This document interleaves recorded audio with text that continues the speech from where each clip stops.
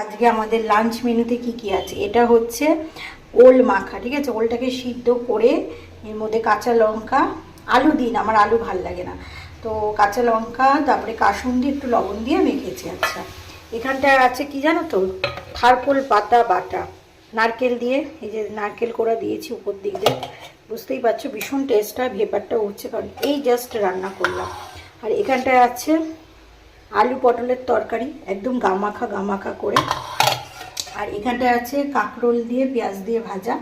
আর এখানটায় আছে কি বলতো, আমড়া দিয়ে ডাল, টক ডাল। টক ডালের লুকটা শুধু দেখো, দারুণ হয়েছে, দারুণ। তো অনেক দিন ধরে খাবো খাবো করছিলাম, তো আর কি কোনোভাবেই খাওয়া হচ্ছিল না। তো যাই হোক, তো আজকে ফাইনালি হয়ে গেল। আর সব শেষে আছে চিংড়ি মাছ, এটা কি বলতো, ভাপা নয়, সর্ষে বাটা। তো এই হচ্ছে আমাদের ওভারঅল লাঞ্চ।